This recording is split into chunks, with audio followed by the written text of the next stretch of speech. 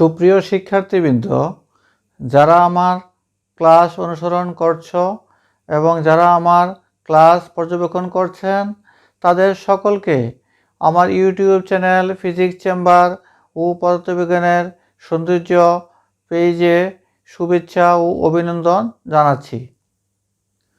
সুপ্রিয় শিক্ষার্থী, আজ উচ্চ মাধ্যমিক প্রথম পত্র অধ্যায় 2 ভেক্টর থেকে আলোচনা করব। আজ আমাদের আলোচ্য সূচি বা পাঠ শিরোনাম হলো ভেক্টরের যোগ ও বিয়োগ। এখন আমাদের আলোচনা হবে ভেক্টরের যোগ এবং বিয়োগ। প্রথমে ভেক্টরের যোগ সম্পর্কে আলোচনা করছি। আমরা পূর্বেই জেনেছি যে কোনো ভেক্টরের দুইটি বিন্দু থাকে, একটি হলো পাদবিন্দু ও অপরটি শীর্ষবিন্দু।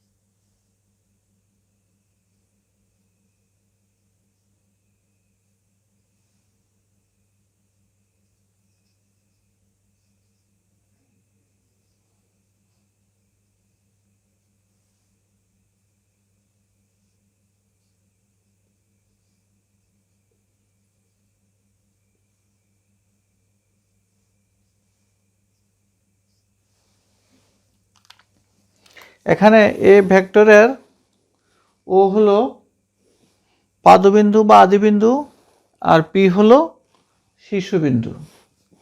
এখন ভেক্টরের যোগের ক্ষেত্রে আমরা দুই বা ততোধিক ভেক্টরকে যোগ করতে পারি, তবে যোগ করার পর যে ফল আমরা পাবো তাকে ভেক্টরের লব্ধি বলা হয়।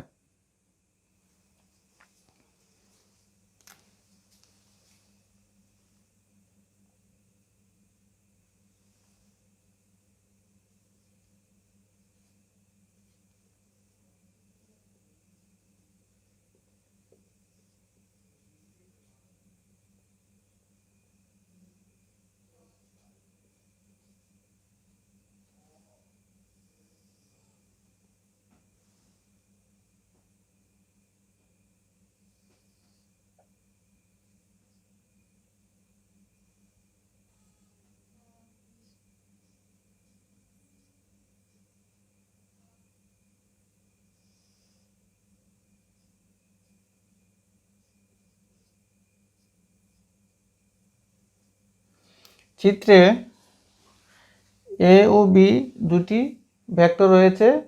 এখন এ এবং বি ভেক্টরকে আমরা যোগ করে দেখাবো।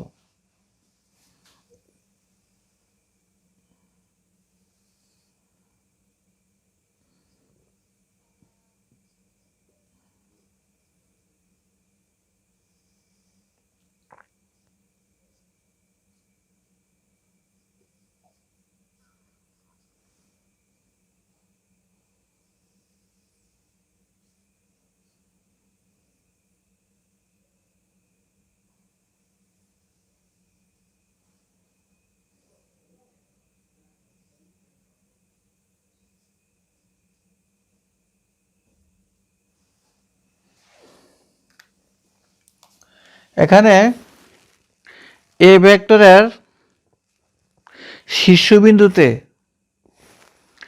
বি ভেক্টরের পাদবিন্দু যুক্ত করে এ ভেক্টরের পাদবিন্দু থেকে বি ভেক্টরের শীর্ষবিন্দু পর্যন্ত একটি রেখা টানা হলো। এই রেখাটি এ বি ভেক্টরদের লব্ধির মান নির্দেশ করে, আর প্রথম ভেক্টরের পাদবিন্দু থেকে শেষ ভেক্টরের শীর্ষবিন্দু থেকে লব্ধি ভেক্টরের দিক নির্দেশ করে। এখন এই চিত্রটিকে আমরা পি কিউ আর দিয়ে প্রকাশ করতে পারি।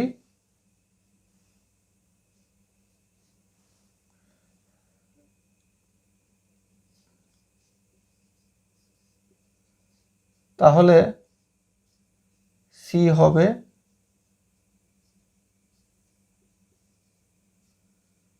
ইউবি ভেক্টরদের যোগফল বা লব্ধি।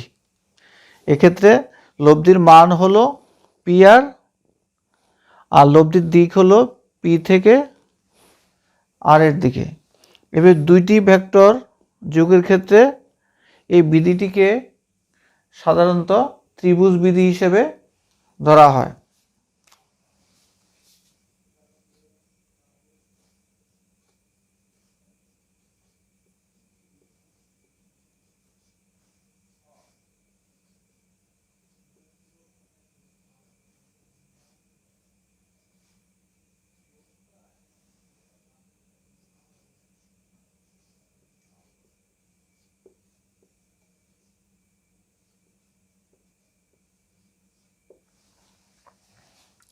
অর্থাৎ ত্রিভুজ সূত্রটি হলো কোনো ত্রিভুজের দুটি বাহু দ্বারা ক্রমান্বয়ে দুইটি ভেক্টরকে মানে ও দিকে প্রকাশ করা হলে ত্রিভুজের তৃতীয় বাহু বিপরীত ক্রমে ভেক্টরদের লব্ধির মান ও দিক নির্দেশ করে।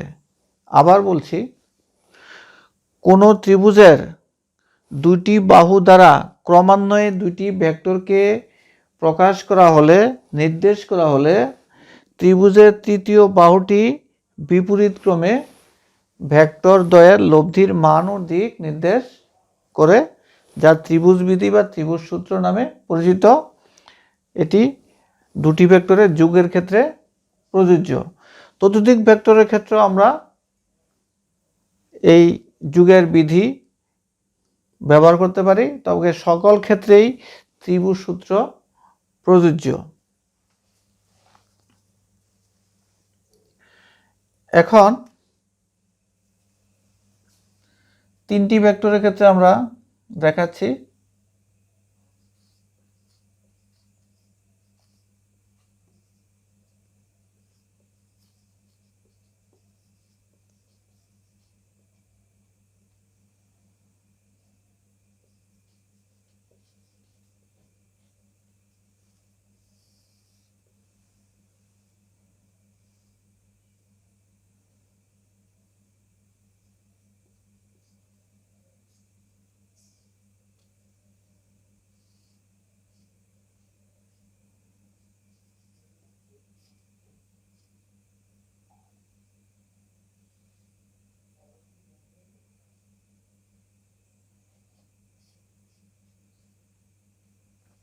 এই তিনটি ভেক্টরের ডিরেকশন তিন দিকে রয়েছে। এখন আমরা এগুলাকে যোগ করব। তো প্রথমে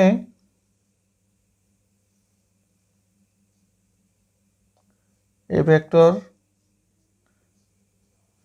আঁকলাম, তারপর বিকে এর শীর্ষবিন্দু থেকে আঁকা হলো,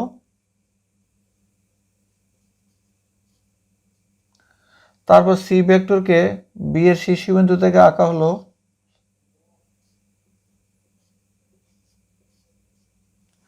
তাহলে এখন প্রথম ভেক্টরের পাদবিন্দু থেকে শেষ ভেক্টরের শীর্ষবিন্দু পর্যন্ত বিপরীত ক্রমে ভেক্টরটি আঁকা হলো। ধরি এই ভেক্টরটি হলো ডি, তাহলে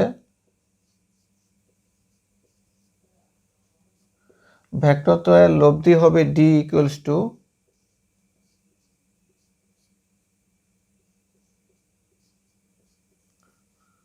এ প্লাস বি প্লাস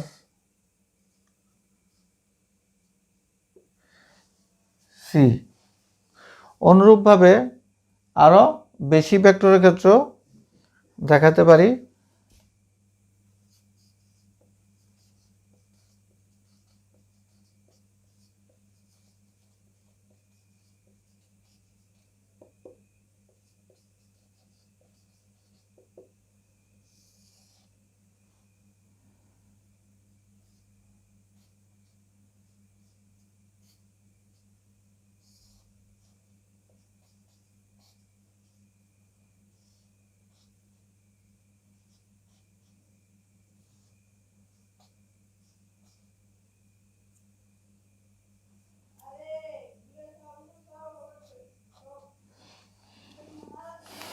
এখানে 4টি ভেক্টর রয়েছে এ বি সি ডি।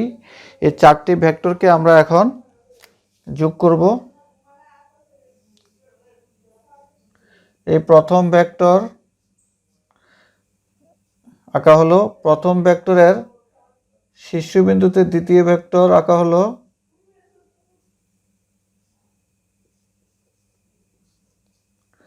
দ্বিতীয় ভেক্টরের শীর্ষবিন্দুতে তৃতীয় ভেক্টর আঁকা হলো,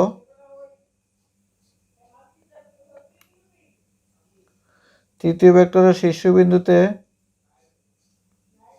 চতুর্থ ভেক্টর আঁকা হলো। এখন প্রথম ভেক্টরের শীর্ষবিন্দু পাদবিন্দু থেকে শেষ ভেক্টরের শীর্ষবিন্দু পর্যন্ত যুক্ত করা হলো। ধরি এই ভেক্টরটি হলো ই। ভেক্টরটি এবিসিডি ভেক্টরের ক্রমের বিপরীতে রয়েছে। এটি হলো লব্ধি ভেক্টর।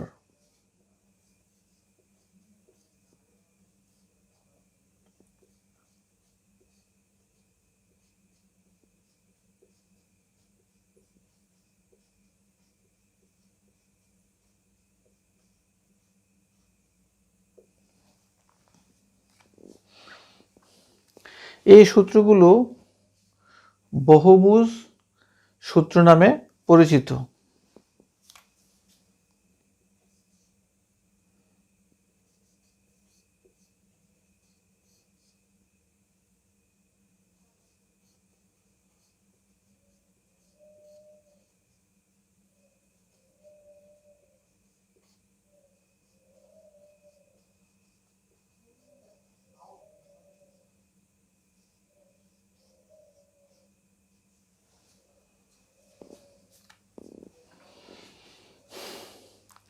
এভাবে আমরা ভেক্টরের যোগ সম্পর্কে আমরা ধারণা পেলাম যে কোনো ভেক্টর রাশিকে যোগ করার নিয়মটা কি। আসলে দুটি ভেক্টরের ক্ষেত্রে প্রথম ভেক্টরের শীর্ষবিন্দু থেকে দ্বিতীয় ভেক্টরের পাদবিন্দু নিয়ে প্রথম ভেক্টরের পাদবিন্দু থেকে দ্বিতীয় ভেক্টর শীর্ষবিন্দু পর্যন্ত ভেক্টর আঁকলে তাহলে ওই ভেক্টরটি হবে প্রথমোক্ত ভেক্টরদের লব্ধির মান ও দিক। এভাবে তিনটি ভেক্টরের ক্ষেত্রে আমরা একই নিয়মে দেখালাম এবং 3-এর অধিক ভেক্টরের ক্ষেত্রে আমরা দেখালাম কিভাবে যোগ করতে হয়। এই 2-এর অধিকগুলো আসলে বহুভুজ সূত্র নামে পরিচিত। তবে সকল সূত্রই ত্রিভুজ সূত্রের মাধ্যমে সম্পন্ন হয়। কারণ আমরা দেখাতে পারি যদি আমরা এই যে রেখাকে যোগ করতাম তাহলে আমরা এখানেও ত্রিভুজ বিধি দেখাতে পারতাম। তারপর এখানে আমরা ত্রিভুজ বিধি দেখাতে পারতাম। এভাবে আমরা ত্রিভুজ বিধির সাহায্যে আসলে সবগুলো বিধি পরিচালিত হয়।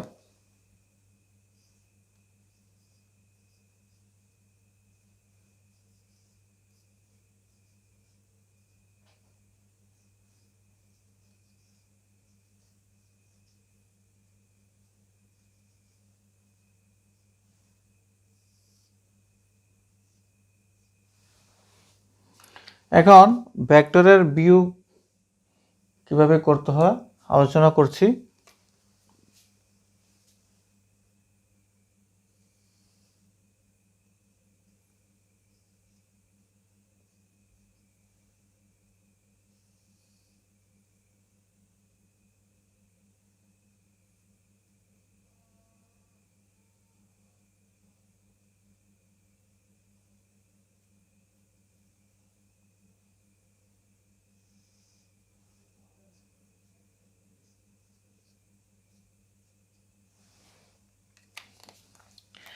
এখানে এ এবং বি দুটি ভেক্টরকে আমাদের এখন বিয়োগ করতে হবে। তো বিয়োগ করার ক্ষেত্রে যে বিধিটি রয়েছে বা নিয়ম রয়েছে তা হলো দ্বিতীয় ভেক্টরকে প্রথম ভেক্টর থেকে বিয়োগ করতে হবে। অর্থাৎ আমরা যে কাজটি করব তার উপর নির্ভর করবে আমাদের কার্যক্রম। আমরা যদি a মাইনাস বি সমান কত আমরা বের করতে চাই, তাহলে বুঝতে হবে আমাদের দ্বিতীয় ভেক্টরকে প্রথম ভেক্টর থেকে বিয়োগ করতে হবে। সেই জন্য আমাদের দ্বিতীয় ভেক্টরের একটি বিপরীত ভেক্টর আমাদের আঁকতে হবে বা ঋণাত্মক ভেক্টর আঁকতে হবে। আঁকার পর আমাদের ত্রিভুজের যোগের বিধি অনুসারেই কাজ করতে হবে, অর্থাৎ প্রথমে প্রথম ভেক্টরকে আঁকতে হবে,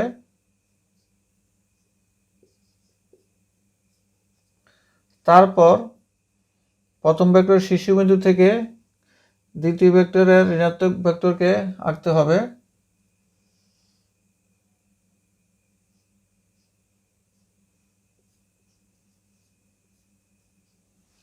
তারপর প্রথম ভেক্টরের পাদবিন্দু থেকে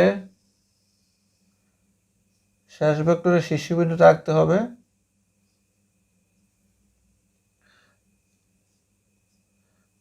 তাহলে আমাদের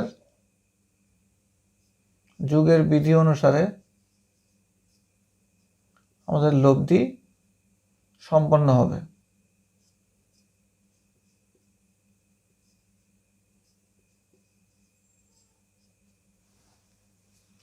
এভাবে আমাদের ভেক্টরের বিয়োগ করতে হয়। তাছাড়া আরো দুই একটি উদাহরণ আমরা দেখাতে পারি।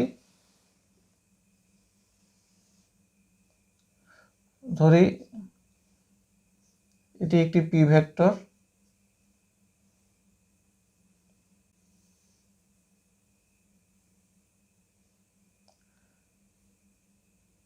এই ভেক্টরটি হলো কিউ ভেক্টর। এখন আমাদের বের করতে হবে P vector minus Q vector সমান কত। তাহলে এখন আমাদের যে কাজটি করতে হবে তা হলো দ্বিতীয় ভেক্টর অর্থাৎ কিউ ভেক্টরের বিপরীত ভেক্টর আমাদের আঁকতে হবে।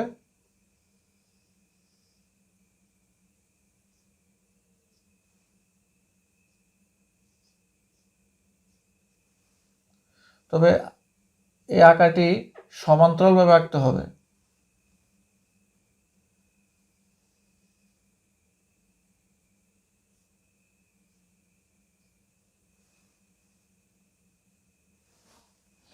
আঁকার পর আমাদের যোগের নিয়মেই করতে হবে।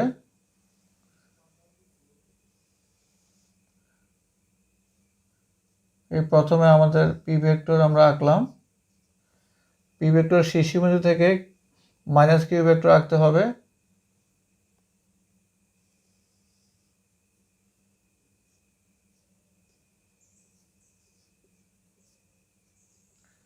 তবে এখন প্রথম ভেক্টর পি, পি এর পাদবিন্দু থেকে মাইনাস কিউ ভেক্টর শীর্ষবিন্দু পর্যন্ত আঁকতে হবে।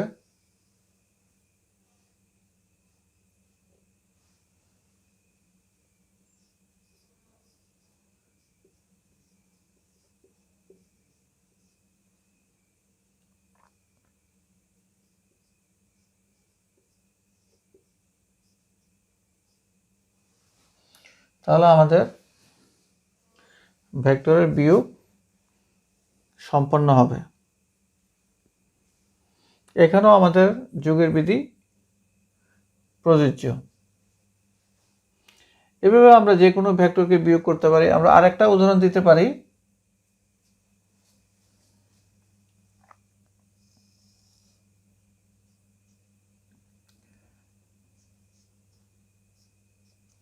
এই একটি ভেক্টর,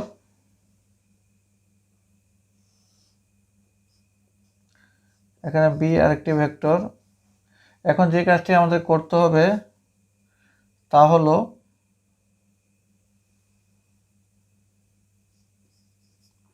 বি মাইনাস এ ভেক্টর করতে হবে।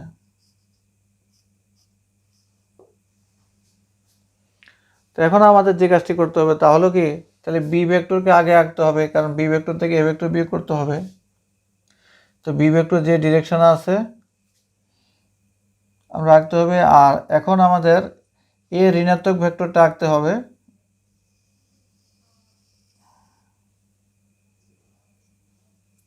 এটা হলো এ এর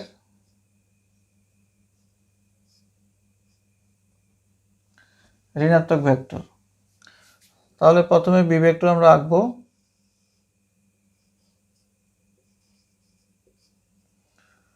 তাহলে এই ঋণাত্মক ভেক্টরের আঁকবো আমরা বি ভেক্টরের শীর্ষবিন্দু থেকে।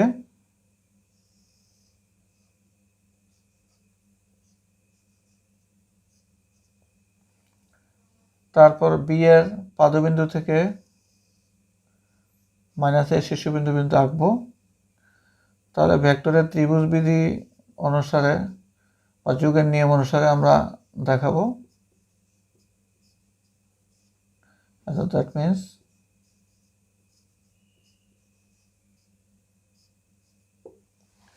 এভাবে আমাদের ভেক্টরের বিয়োগ আমরা আঁকতে পারবো।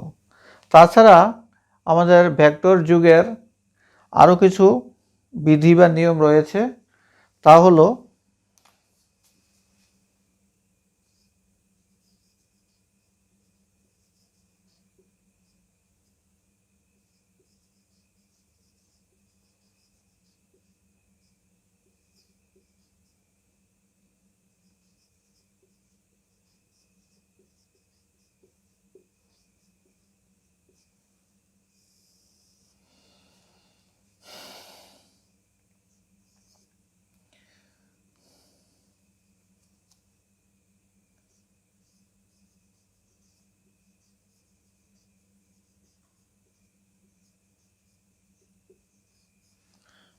বিনিময় সূত্র। বিনিময় সূত্র অনুসারে আমরা পাই এ প্লাস বি ভেক্টর সমান বি প্লাস এ ভেক্টর। তারপর রয়েছে সংযোগ সূত্র।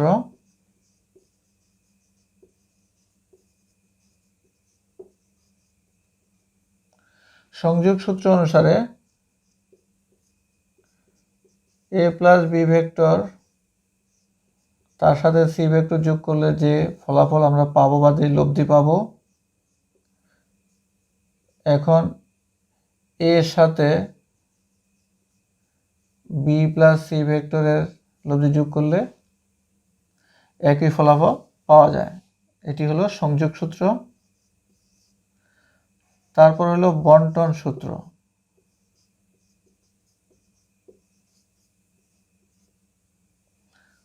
বন্টন সূত্র হলো এম যদি একটি স্কেলার রাশি হয়, এম এর সাথে এ প্লাস বি এর গুণফল যত হয়, এম এর সাথে এর গুণফল এবং এম এর সাথে বি এর গুণফল যোগ করলে একই ফলাফল পাওয়া যায়। এই সূত্রকে বলা হয় বন্টন সূত্র। তাছাড়া রয়েছে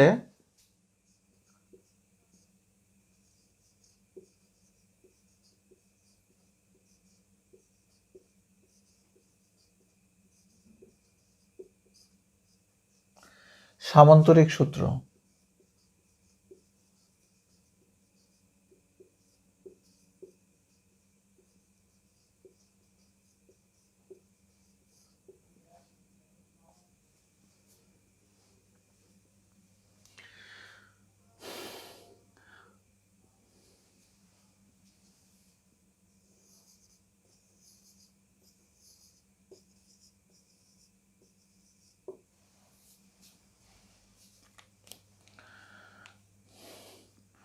সুপ্রিয় শিক্ষার্থীবৃন্দ, আজ আমাদের আলোচ্য বিষয় ছিল ভেক্টরের যোগ ও বিয়োগ।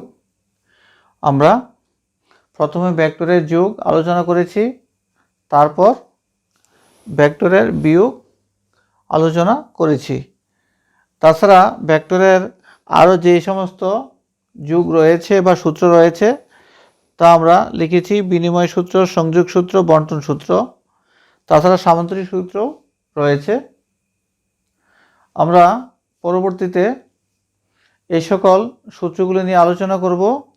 সুপ্রিয় শিক্ষার্থীবৃন্দ, এতক্ষণ ধৈর্য ধরে যারা আমার ক্লাস অনুসরণ করেছ ও যারা ধৈর্য ধরে এখন আমার ক্লাস পর্যবেক্ষণ করেছেন, তাদের সকলকে পুনরায় আমার ইউটিউব চ্যানেল ফিজিক্স চেম্বার ও পদার্থবিজ্ঞানের সৌন্দর্য পেজে ধন্যবাদ জানাচ্ছি।